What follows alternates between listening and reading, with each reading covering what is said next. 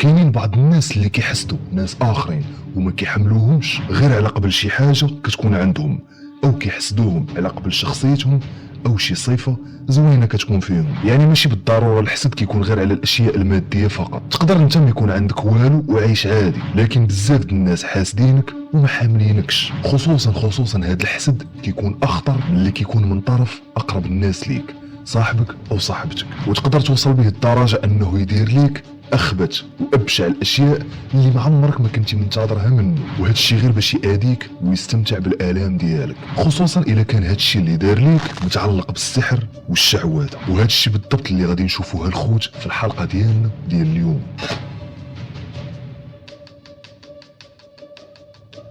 القصه ديالنا ديال اليوم الخوت عاودتها لي واحد البنت اللي معانا في القناه، عاودت لينا وشاركات معانا القصه ديالها الحقيقيه. هاد البنت سميتها شيماء وطلبات مني باش نشارك معاكم هاد التجربه القاسيه اللي دازت عليها. بغات تعطي العبره وبغات تاخذ الاجر في انها تنصح الناس وتوصيهم باش ما يبقاوش يثيقوا في اي شخص ويدخلوه لحياتهم عادي. شيماء واحد البنت بحال كاع البنات، الحلم ديالها هو انها تبني مستقبلها وتكمل قرايتها وتخدم شي خدمه اللي مزيانه واللي تعيشها مرتاحه، وتحاول ترد لوالديها غير شويه على قبل التضحيات اللي داروا معاها. وكلنا ما نكروش ان الوالدين هما كل شيء في هاد الدنيا.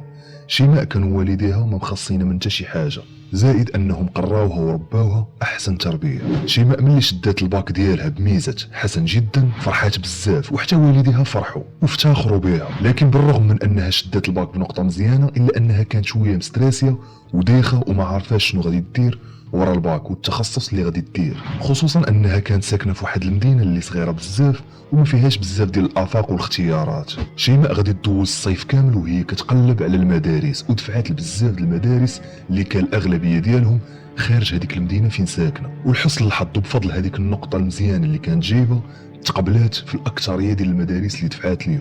لكن للاسف والديها كانوا رافضين تماما انها تمشي تقرا بعيده عليهم وتبدل المدينه او لا تسكن بوحدها، خصوصا الاب ديالها اللي ما كانتش هذه الفكره داخله ليه لراسه. كان دائما كيرفض كل ما شيماء جبدات معاه الموضوع، لكن هي كانت مصره. المهم بقات معاه حتى في الاخر قبل انها تمشي تقرا في مدينه اخرى في المدرسه اللي بغات.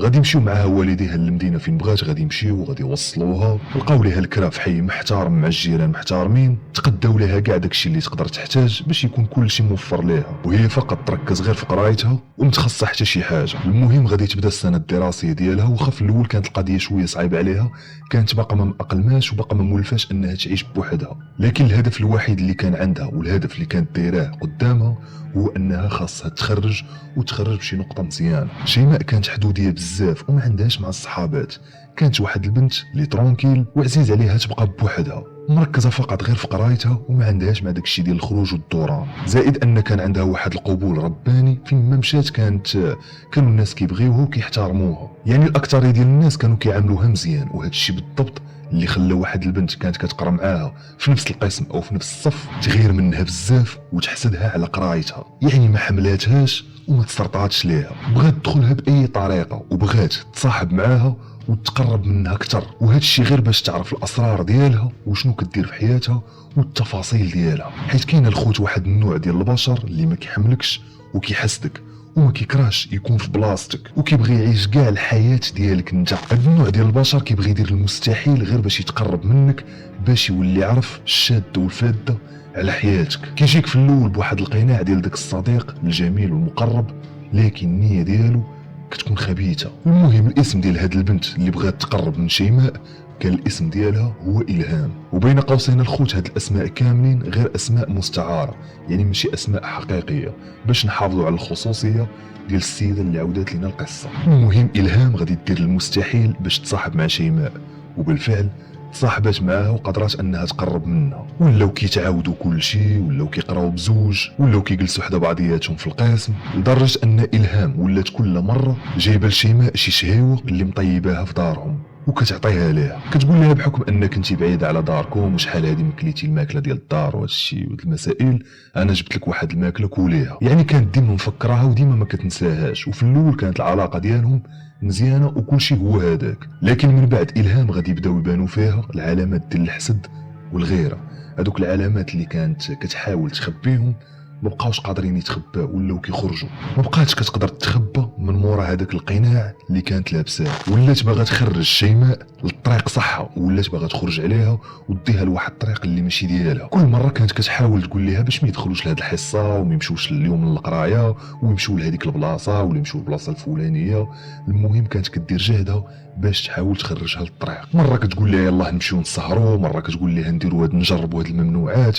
المهم كل مره جايبه لها شي حاجه جديده، لكن شيماء كانت كل مره كترفض حيت عندها واحد المبادئ اللي خاصها تمشي عليهم. الهام غادي توصل بها الدرجه انها ولات كتقارن راسها بينها وبين شيماء عين بين، يعني قدامها. فحال مثلا كتقول لها علاش انت كتقراي مزيان وانا ما كنقراش مزيان، علاش انتي زوينه وانايا خايبه، علاش انتي وجهك صافي وانا فيا الحبوب. المهم بدات كدير شي مقارنات اللي في الحقيقه ما خاصهمش يتقالوا ولا يتقارنوا. كل واحد وخلق الله كيف بغى، يعني ما يمكنش نبقاو نقارنوا ريوسنا مع ناس اخرين. وهاد الامور بالضبط كيدلوا على الحسد والغيره ديال داك الانسان الاخر. في الحقيقه هاد الشيء برزت شيماء بزاف وخلاها ما تبقاش تكون مرتاحه مع الهام، يعني ولات كتحاول انها تبعد منها، ما بقاتش مرتاحه. يعني في الاخير قررت شيماء انها تقلب على الهام بشكل نهائي ومتبقاش تعمر معاها، حيت ولات كتحس بها كتعطيها واحد الطاقه سلبيه. لكن هنا بالضبط فين حياتها غادي تبدل وما غاديش تبقى كيف كانت في الاول.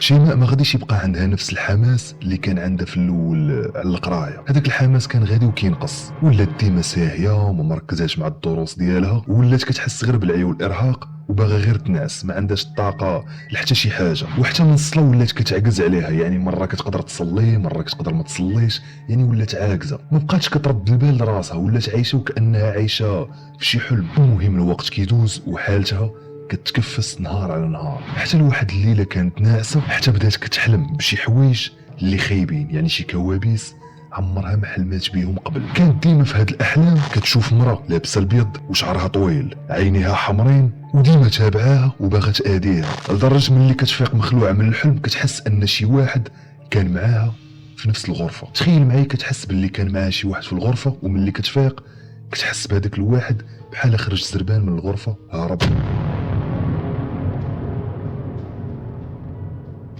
هنا في الحقيقه كتبدا تقرا في القران وكتخلي الضوء ديال بيتها شاعل غير باش تقدر ترجع تنعس. في الحقيقه هاد الاعراض غادي يبداو يكثروا، والوضع على شيماء بدا غادي وكيتكفس كثر، ولات كتخاف تدخل للدار اولا حتى تنعس، حيت ولات خايفه لا تشوف عاوتاني هذيك المراه اللي كتجيها في المنام اللي باغا تاذيها. لكن عمرها ما كانت قادره ان هاد الشيء تقولوا لوالديها، حيت كانت خايفه لا يقولوا لها رجعي للدار. ومع الاسف الصحه ديالها تدهورات بزاف، ما بقات لا كتاكل ولا كتنعس مزيان، خيابت بزاف ووجهها ولا عامر حبوب وضعافت. كلشي غادي تصدم فيها في المدرسه حيت تبدلات بزاف، والبنت اللي كانت صاحبتها الهام كتشوف فيها من بعيد وفي وجهها كيبان عليها الفرحه وانها عاجبها الحال، يعني عاجبها هذيك الحاله اللي وصلت لها شيماء. هنا الخوت الوضع غادي يزيد يخياب كتر، حيت على ما كتعاود لينا شيماء هذيك المره اللي كانت كتشوف في المنام ما بقاتش كتشوفها في المنام فقط، بل ولات كتحس بها معاها 24 ساعه على 24، كتحس باللي قريبه ليها بزاف وحاضياها، لدرجه ولات كتهمس ليها في ودنيها وكتقول ليها باللي عمرها ما غادي تهنى منها وغادي ترد ليها حياتها عذاب. وشيماء ملي كتبدا تقرا في هذوك الايات ديال القران ما كتحسش براسها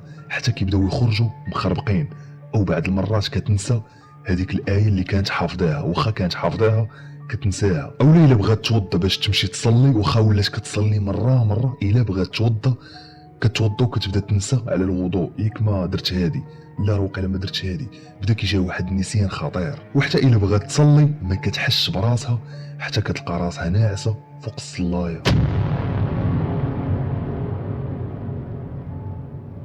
الحاله النفسيه والصحيه ديال شيماء كانت مدمره، لكن كانت صابره وكتقول يمكن هذه غير فتره وغادا تدوز، حيت كانت عارفه ان الاب ديالها صعيب بزاف، ولا مشات حتى قالت لي شي حاجه غادي يرجعها للدار. لكن النقطه اللي فيضات الكاس واللي خلاتها تموت بالخلعه وما بقاتش قادره تصبر هو ملي حلمات بنفس المرض، شداتها من العنق ديالها وقجاتها وبقات مطلعاها وخانقاها. وكتعاود لنا شيماء ان هذاك الاحساس اللي حسات به في الحلم كان بحال الحقيقه تماما. لكن اللي اعتق شيماء من هذا الحلم هو آية الكرسي اللي بقات كتقرا فيها بلا ما تشعر، يعني كتقرا في آية الكرسي وسط الحلم وكأن الحلمة حقيقية. شيماء غادي تضرب الفيقة فجأة وغادي تنوض مخلوعة، لكن هنا الخوت كانت الصدمة.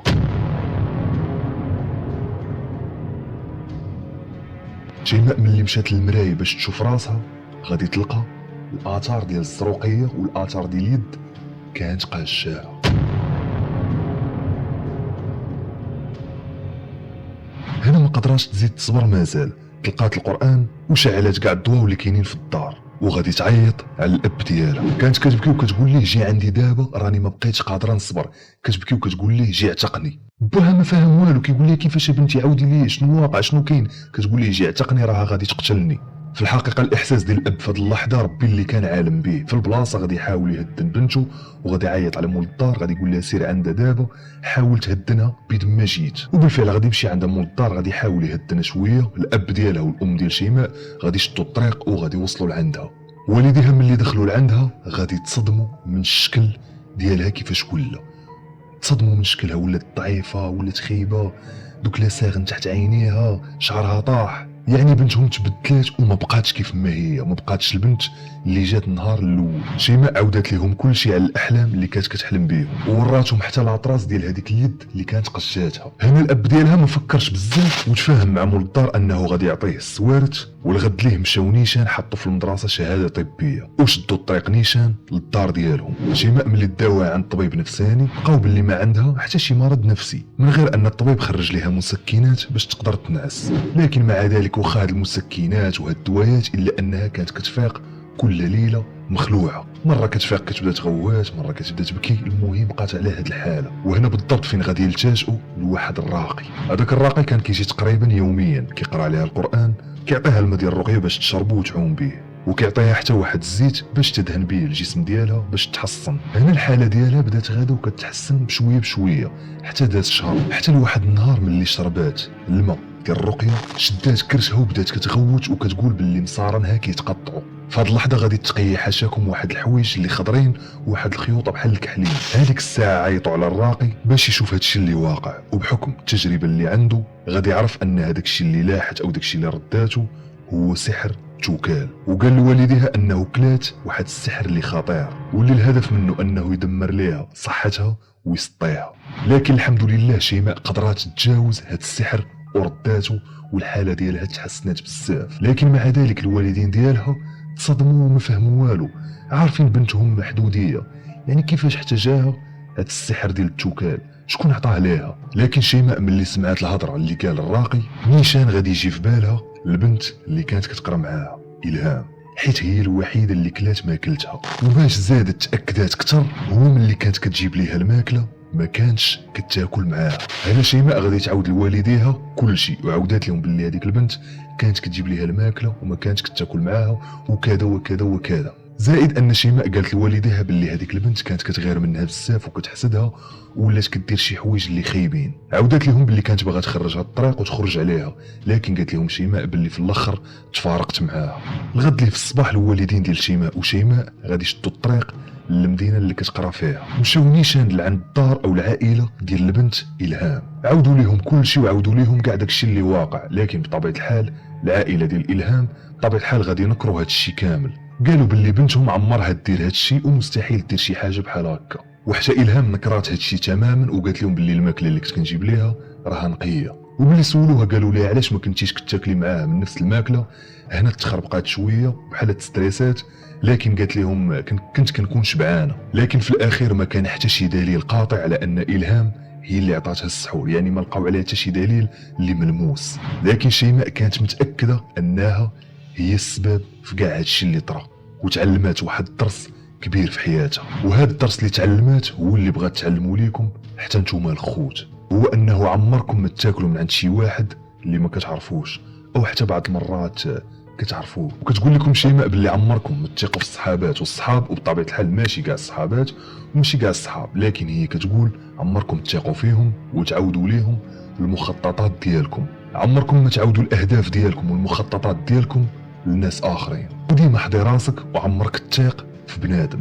وهذه هي الخلاصه اللي خرجت بها شيماء، وهي اللي بغات توصل ليكم. ديما الانسان يخلي المحيط ديالو صغير بزاف ويتوقع اي حاجه من اي شخص، ويحاول يحصن راسو بايات قرانيه ويواظب على الصلاه ديالو اللي عندها واحد الاثر كبير اللي تقدر تنجي الانسان من شحال من مصيبه تقدر توقع ليه. نتمنى الخوت القصه تكون عجباتكم واستفدتوا منها، وإلا عجباتكم ما تنساوش تخليو لايك وتبارطاجيوها مع صحابكم. وإلا عندكم شي قصه او موضوع ما عليكم غير تواصلوا معايا في انستغرام غادي يبان لكم هنايا، ومرحبا بكم. ما بقى لي الخوت الا نودعكم ونقول لكم حتى الحلقه الجايه ان شاء الله. كان معكم امين القيطي. تهلاو.